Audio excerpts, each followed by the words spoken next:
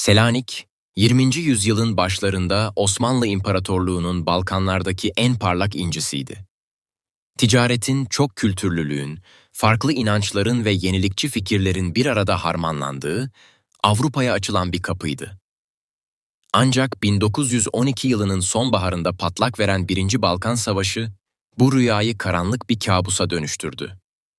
Yunan, Bulgar, Sırp ve Karadağ ordularının beklenmedik ve hızlı ilerleyişi karşısında Osmanlı ordusu peş peşe ağır yenilgiler aldı.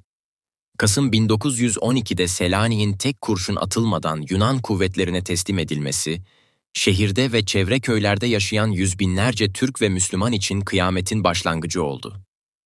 Balkan çetelerinin sivil halka yönelik saldırıları, yağmalar, köylerin yakılması ve katliamlar, bölge halkı için tek bir seçenek bıraktı: kaçmak. Tarihin en büyük ve en trajik kitlesel göçlerinden biri böylece tetiklendi. İnsanlar asırlardır yaşadıkları toprakları, atalarının mezarlarını, anılarını geride bırakarak, yanlarına ancak taşıyabilecekleri kadar eşya, belki bir yorgan, belki bir somun ekmek alarak yollara düştüler. Kışın dondurucu soğuğu, açlık, bitkinlik ve yollarda baş gösteren kolera, tifo gibi salgın hastalıklar, at arabalarıyla veya yaya olarak yapılan bu kaçış yolculuğunu tam bir ölüm yürüyüşüne çevirdi. Gemilerle kaçmaya çalışanlar ise limanlarda insanlık dışı koşullarda, tıklım tıklım dolu teknelerde hayatta kalma savaşı verdiler. Balkan İttifakı ordularının ve çetelerinin işgalleriyle birlikte, Selanik ve Makedonya'nın iç kesimlerinde, özellikle Stromnitsa ve komşu köylerde yaşayan Türkler ağır bir baskı altına girmiştir. Uluslararası Carnegie Komisyonu raporlarına yansıyan tanıklıklara göre, işgalci güçler kasaba ve köylere girdiklerinde önce sivil halkı silahsızlandırmış, düzenli ordu birlikleri çekildikten sonra ise meydanı yerel çetelerin yağma ve katliamlarına bırakmıştır.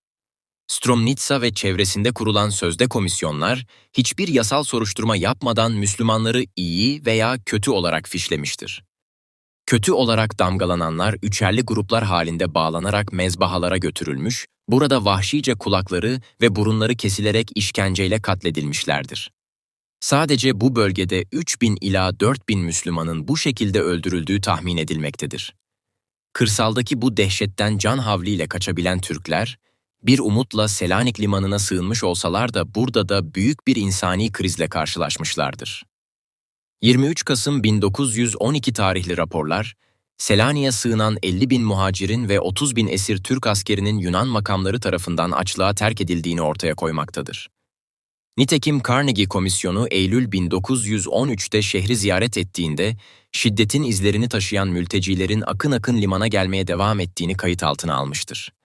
Rumeli'den Anadolu'ya açılan en büyük tahliye kapısı haline gelen Selanik'te, limanda biriken 10 binlerce kişiyi kurtarmak için Selanik İslam Cemiyeti ile İstanbul'daki Muhacirin Komisyonu koordineli bir kurtarma operasyonu yürütmüştür. Kiralanan ve her biri yaklaşık 2500 yolcu taşıyan dev vapurlarla muhacirler, İzmir, Mersin, Antalya ve İskenderun gibi Anadolu limanlarına sevk edilmiştir. Neşri Vesaik Cemiyeti'nin verilerine göre, yalnızca Kasım 1912 ile Mart 1914 tarihleri arasında Selanik limanından 243.807 muhacir geçiş yapmış, bu sayının 135 binini sadece Eylül 1913'e kadar olan dönemi kapsamıştır. Anadolu'ya ulaşmayı başaran bu muhacirler, Trakya ve Anadolu'da belirlenen stratejik noktalara, özellikle de Aydın, İzmir, Manisa, Edirne, Kırklareli ve Tekirdağ vilayetlerine iskan edilmişlerdir. Bu bölgelerin tercih edilmesinin ana nedeni, buralardan göç eden Rum ve Bulgarların geride bıraktığı boş konut ve arazilerin yeni gelen göçmenlere tahsis edilebilmesidir. Öyle ki 1912 ile 1920 yılları arasında sadece Edirne vilayetine 132.500 muhacir yerleştirilmiştir. Selanik kırsalından Anadolu'ya uzanan bu göç dalgası, köylerde yaşanan vahşi katliamlar, limanda beklerken çekilen açlık ve deniz yoluyla bilinmezliğe yapılan zorlu bir yolculukla tarihe kazınmıştır. Bu trajik süreçte yaklaşık 1,5 milyona yakın Müslüman Türk yerinden edilmiş ve telafisi imkansız, çok büyük kayıplar vermiştir. Anadolu'ya sağ salim ulaşabilenleri ise cennet beklemiyordu.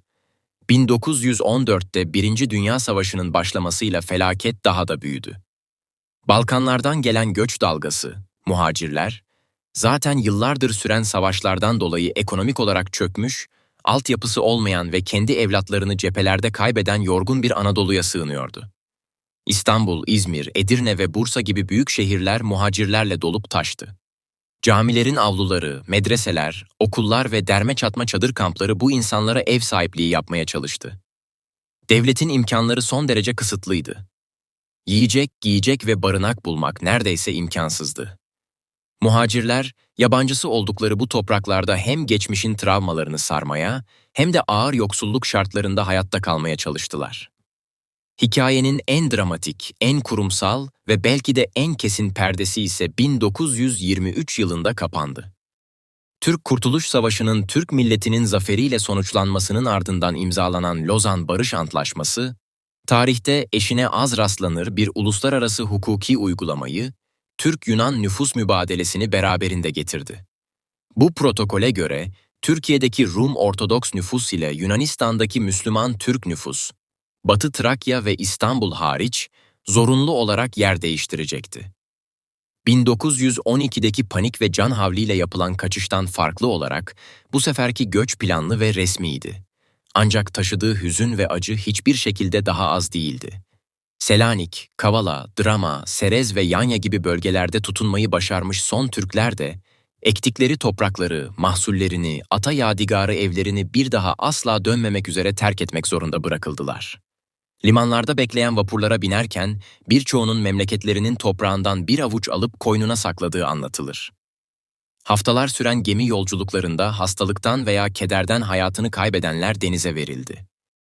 Bu süreç kelimenin tam anlamıyla bir kökünden sökülme haliydi.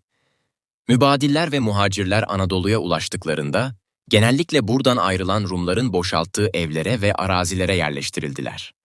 Ayvalık'ın zeytinliklerinden Samsun'un tütün tarlalarına, İzmir'den Niğde'ye kadar geniş bir coğrafyaya dağıtıldılar. Ancak uyum süreci hiç de kolay olmadı. Selanik'in verimli ovalarına, Balkanların iklimine ve tarım kültürüne alışkın olan bu insanlar, Orta Anadolu'nun kurak bozkırlarında veya Karadeniz'in sarp arazilerinde hayatta kalmayı, yeni baştan üretmeyi öğrenmek zorundaydılar. Yerli halk zaman zaman bu yeni gelenlere şüpheyle yaklaştı.